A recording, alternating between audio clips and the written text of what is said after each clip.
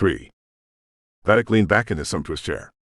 Ice clinked as he lifted the glass to his lips.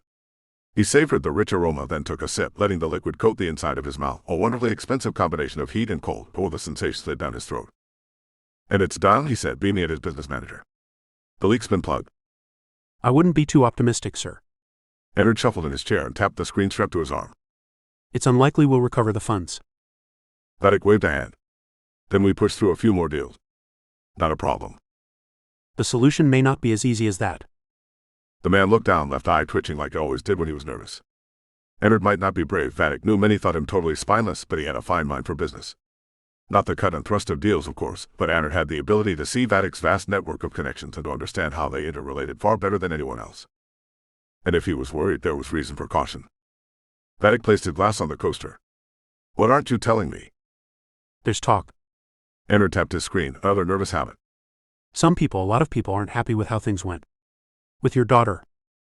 Vatic slammed a hand on the desk hard enough that it would hurt later. "I have no daughter." And he ran through the arguments in his mind, how he knew the girl's mother hadn't been faithful, how she'd always kept the child distant from him. No proof, but her lies didn't fool him for 1 minute. I know. Ennard swallowed. But people say things. You know that. "Which people?" "You got their names on one of your bloody lists." Another twitch of his eye, and Ennard tapped that ridiculous screen. Pharaoh for one. He's terminated the Slinex contract. "Getting out of the game." Already has a new supplier. Vatic snorted. "Going to cost him. He'll get burnt a couple of times and come shuffling back. And then we can push the price up for him, can't we?" He appears adamant. I wouldn't bank on his return. "Fine. He's no great loss. Anyone else?" The Paternas brothers. They've pulled out too. "From which contract?" Ennard tapped again, as if he didn't know the answer already. All of them. Vatic froze. Numbers raced through his head, credit values that plummeted, pushing into the negative. "All," he managed to say. A nod of that stupid head. Everyone. "Why?" They said they didn't feel comfortable working with you anymore. Not after what happened with with the thief. "Was this for real?" "Didn't feel comfortable." "The brothers. They use assassins all the time." Ennard nodded, shifted in his chair again. But not for family. "She wasn't family." Vatic's hand stung, his grip so tight that nails dug into his bone. He forced himself to breathe. "They don't approve of how I look after my own affairs," he said through gritted teeth. "They renege on some of the best deals they've ever had, all because of some misguided sense of morality. And Pharaoh feels the same way." I believe so. He said he couldn't work with someone so unstable. Vatic stood leaning over the desk, looking down on Ennard. "I'm unstable." In their eyes? Ennard backed into his chair. His brow glistened, and Vatic could smell his fear, thumping the sweat withdraw from the man. "And what else?" What? "Your list, fool. What else have I lost? Who else thinks I should have let her continue stealing from me?" Ennard's shaking finger almost slipped off the screen. His voice wavered as he read out the list. Gilman. DeFlorin. Remard and his crew. And Felicia's removed her contact details. "You've lost her deal." She's removed them. Had them wiped somehow. "Then get them back." It's not that easy.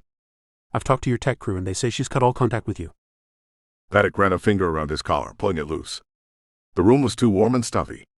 He'd get Ennard to open a window, but that would only let the stink of the street in. And the sounds. He wondered if they were down there now, jeering at him. Or if they'd sent people to protest.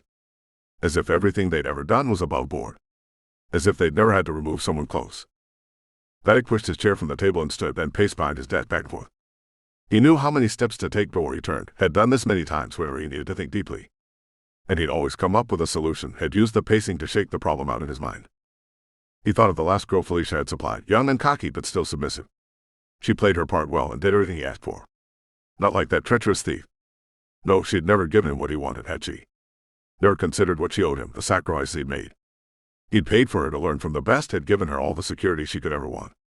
He'd even hired that thug when she'd had problems with those lads, even though she led them on. Just like her mother. He should have got rid of her sooner. At least nobody complained about her illness. And he should have drowned that brat when she was a baby. Nothing but trouble. "None of them trust me," he said, stepping around the desk and approaching his business manager. Ennard pushed his chair back, the wheels creaking. We can work something out, he said, perspiration dripping down his ugly face.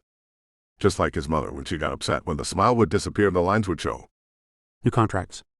I know a few names. You couldn't even keep the old ones. They rescinded. There was nothing I could do. Please. We can. The first punch exploded blood from Ennard's nose. When Vatic punched again, something cracked. Ennard's head lolled back and he made a gurgling sound, not in words. Just like the baby he was. Vatic remembered the baby and that worthless mother of his begging Vatic to look after his son, said he needed to treat his heir well. And he'd taken her at her word, paid for a maid to care for the brat, taught him the business and taken him on to show him how things worked. And now his supposed business manager had failed. Just like the girl. Just like everyone else around Vatic. He took them in out of the goodness of his heart, gave them every opportunity to make something of themselves, and this was how they repaid him. They lied and cheated, and they proved themselves useless, fit only for being. And because he couldn't trust anyone else, he had to meter out their punishment himself. The chair fell back and Vatic followed it down, thrusting a knee into Ennard's chest, a fist in the man's face. Then another and another, teaching the waste of space a lesson he'd never forget. When his arms grew too heavy and his lungs screamed for air, Vatic staggered to his feet. Ennard's face was a red, pulpy mess, and his body didn't move. Vatic's hands ached and stung as rain dripped blood. The screen was still strapped to Ennard's arm. Vatic wiped the blood from the glass, then swiped down the list. So many names, some he barely recognized. And next to them, details of the contracts they were terminating, the deals they no longer wanted to be a part of. And all because of that girl. No. Because of how he dealt with her. But what choice did he have? Didn't they understand? How many of them would have been this strong? How many of them had the guts to do what needed doing? And now they deserted him, followed each other like the bloody sheep they were. Numbers raged through his mind. He had no need to see the spreadsheet Ennard would have prepared. If he'd lost a few of these contracts, he could have recouped. But this many? Not a chance. Not without help. Vatic kicked Ennard. The man jerked but didn't make a sound, didn't even try to get up. Just stared at the ceiling with his wide open eyes and those crushed into his face, mouth filled with broken teeth. The room grew cold and Vatic shuddered. He knelt and shook Ennard's shoulders. Look at you, he said. Look at what you've made me do. You were supposed to help me just like your sister. My own offspring, and you both betray me. Vatic shook harder. Ennard's head lolled back and forth, slapping against the wooden flooring. Then Vatic let go, let his son flop back useless. He looked at the list on the screen again, tried to think if there were any deals he hadn't mentioned to his son, deals Ennard hadn't had access to. But the list was complete. Some of those names were nobody's only source of funds. But others carried a lot of influence. Their turning from Vatic would send a signal to others to stay away. He'd be forced to seek even more nobodies, pushing his price down to get any business at all too low to sustain.